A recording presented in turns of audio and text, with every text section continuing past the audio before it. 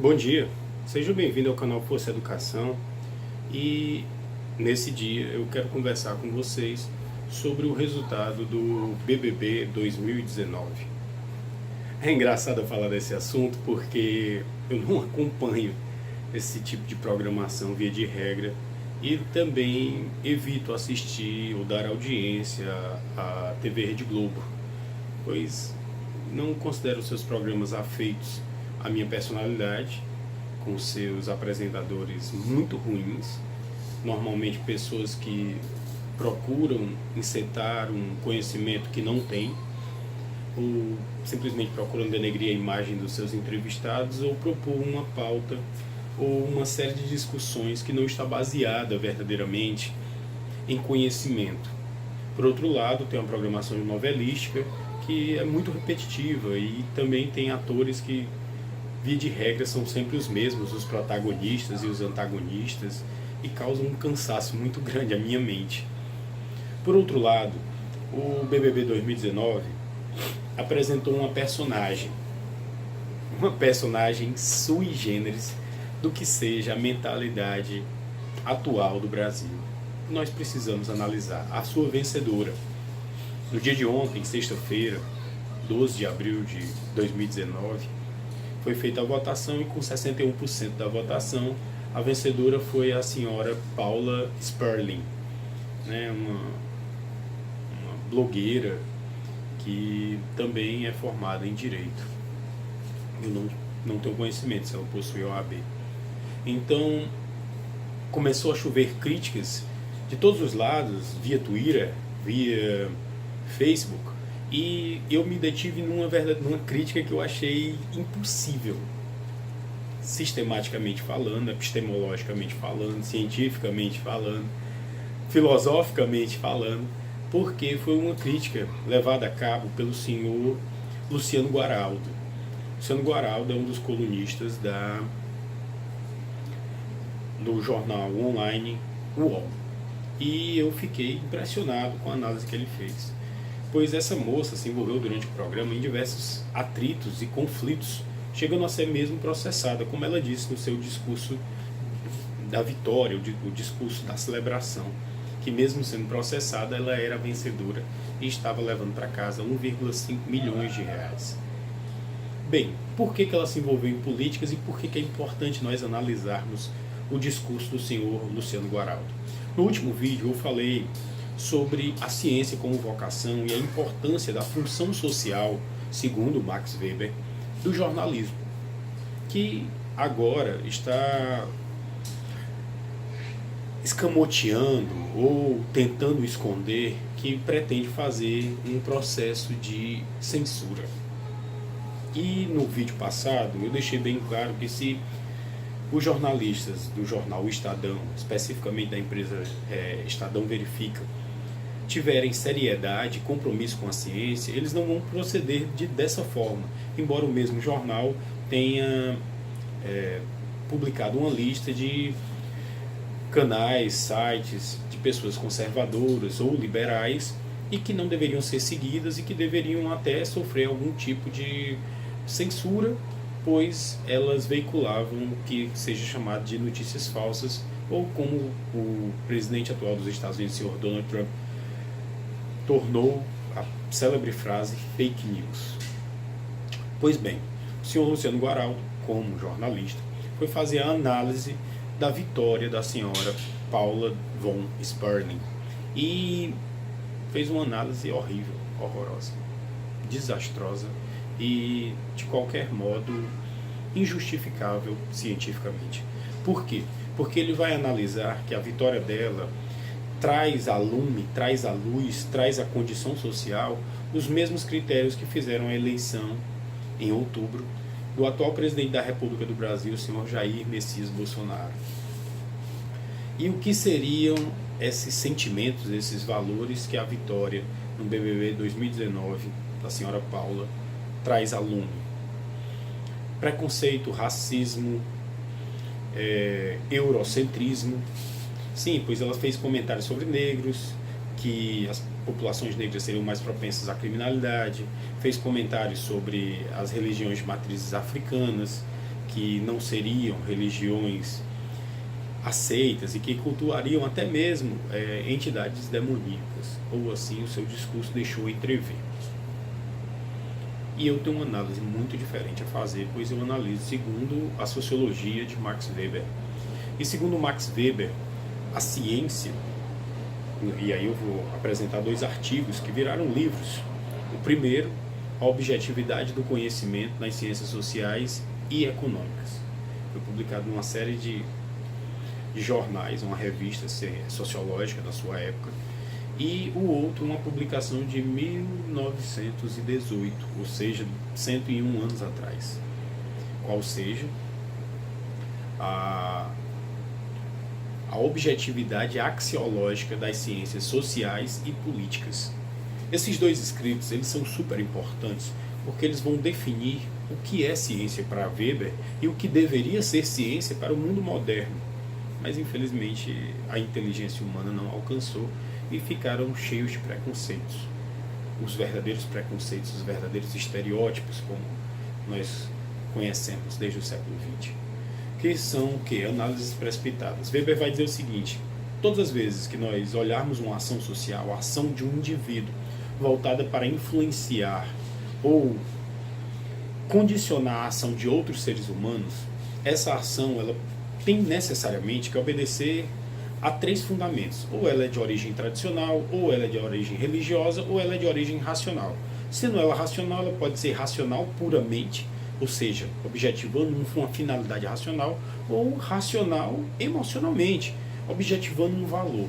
Weber vai dizer que todos esses tipos são tipos ideais de ações humanas.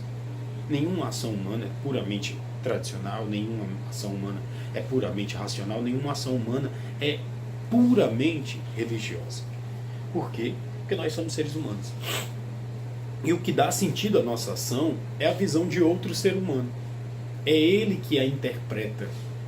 Não é o sujeito que faz a ação que tem a possibilidade de interpretá-la. Então Weber vai fazer uma crítica sobre o kantismo, que durante tantos anos foi a crítica feita a ele. Que Weber seria um kantiano, um idealista alemão. Na verdade, não.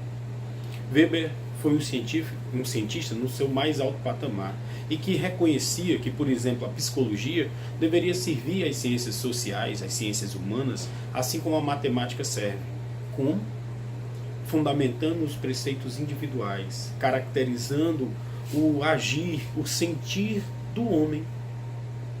E, a partir dessa caracterização, dessa conceituação, os cientistas sociais, ou economistas, ou políticos, deveriam analisar qual é a linha condutora da estruturação da sociedade. Pois as ações humanas, quando olhadas coletivamente, elas possibilitam estabelecer conceitos.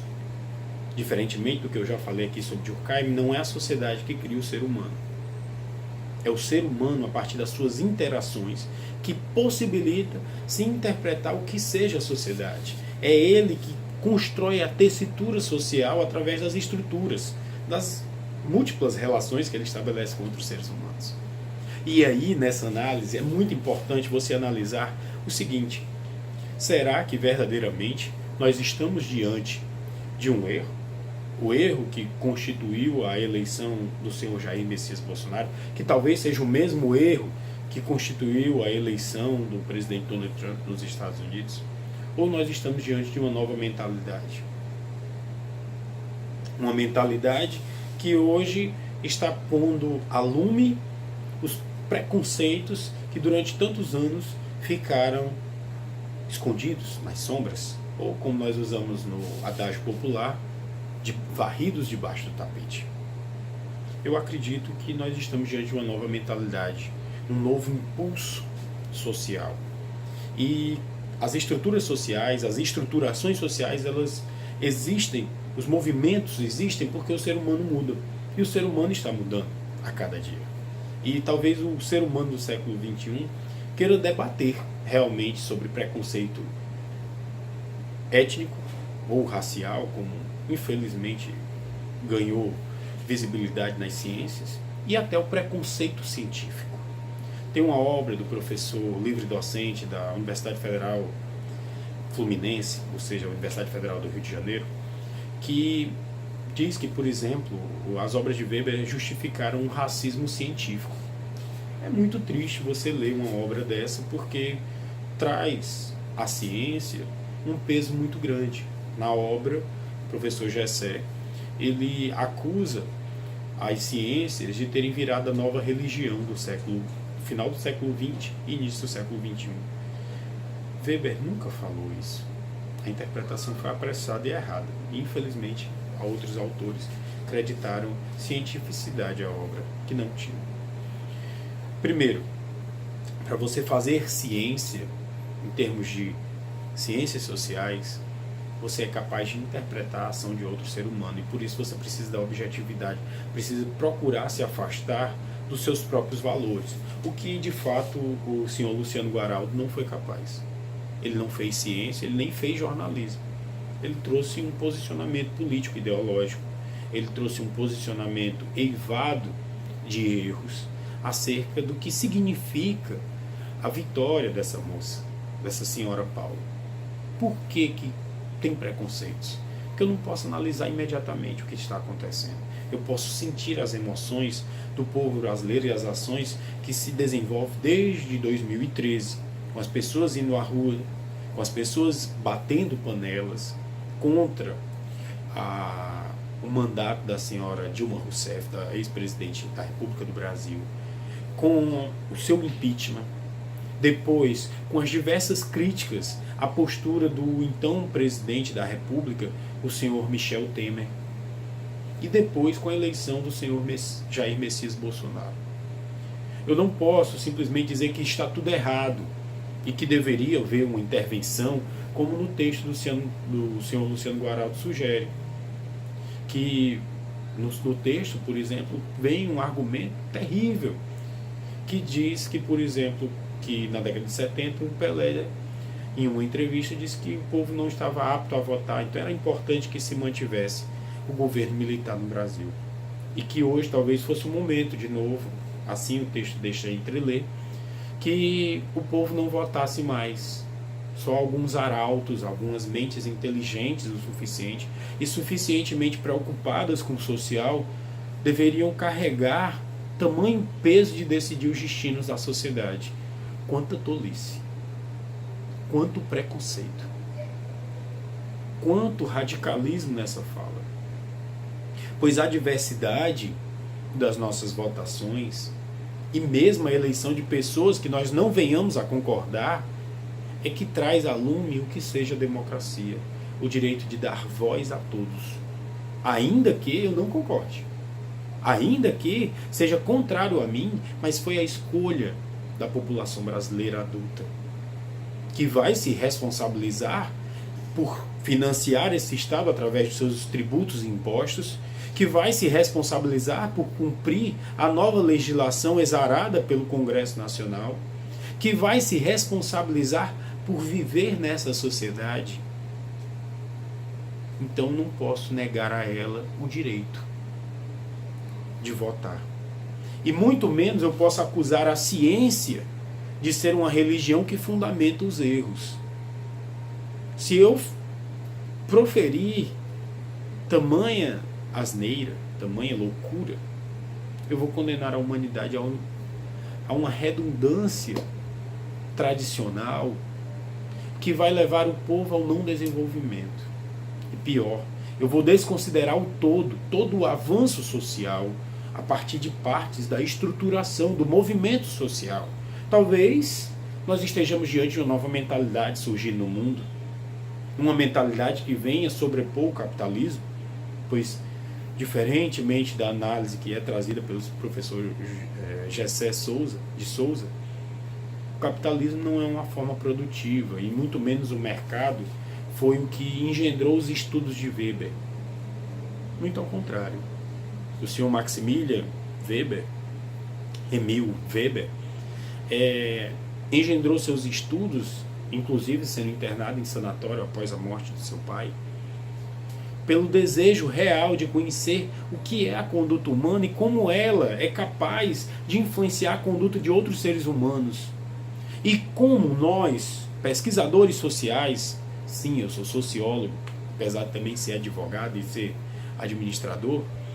Como nós podemos interpretar a conduta de um ser humano? Pois quem age não é capaz de interpretar verdadeiramente a profundidade da sua ação ou dar sentido a ela.